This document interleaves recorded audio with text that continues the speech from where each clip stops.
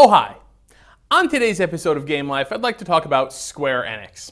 They are recently getting into iOS games in a big way. In fact, they've just released two major games, Final Fantasy Dimensions and Demon's Score.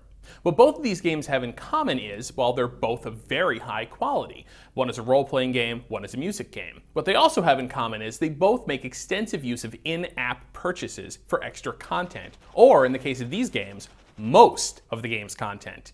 And I don't really think they're doing it in the right way. Final Fantasy Dimensions is something that, in theory, Final Fantasy fans have been asking for a long time. It's a brand new, fully featured role-playing game modeled after the 16-bit classics that defined the early era of the series. There's sprite graphics, chiptunes, even the job-changing system from Final Fantasy V. Final Fantasy Dimensions is a free download. Once you grab the app, you can play through the prologue, which will introduce you to the basics of the battle system and take about an hour. Once that's over, you have to pay up or else you can't play anymore. You have to pay $3 for the game's first chapter and then $10 each for the next 3 chapters. Oh, and if you want that chiptune soundtrack that I talked about instead of the normal version, another $10. So that's $43 for the fully featured game. Now, yeah, that's what I pay for games on my 3DS, but they're way better than this one. Dimensions is good for an iPhone game, but it's not $43 good. Not only that, it's kind of hard to even make that determination with the really short demo version.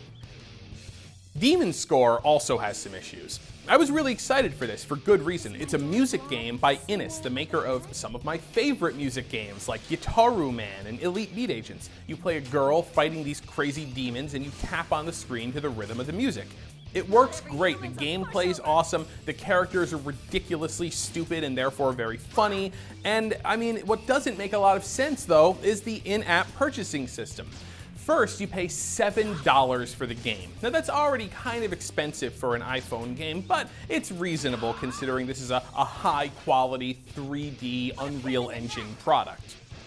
But you're not even a few minutes into the game when it starts hitting you up for these massive transactions. Once you clear the second stage, you're asked if you want to pay $3 to make a pact with a demon. Well, what does that mean?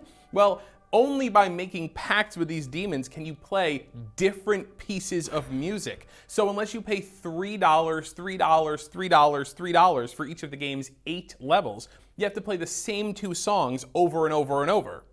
iTunes reviews are slamming Demon's Score over this. They're calling it a scam, they're saying you're paying $7 for a demo, and it's a real shame because it's a good game, but the in-app purchasing system, it just doesn't make any sense. It makes people feel like they're getting ripped off. If you want to do a good free-to-play game, you've got to hit people up for money after they've been playing for a while, after they're addicted, when they really don't want to stop. Aggressively hitting them up for big dollar amounts like $3 or $10 after they've only played the game for a couple of minutes, it just doesn't work, and it's hurting really good games.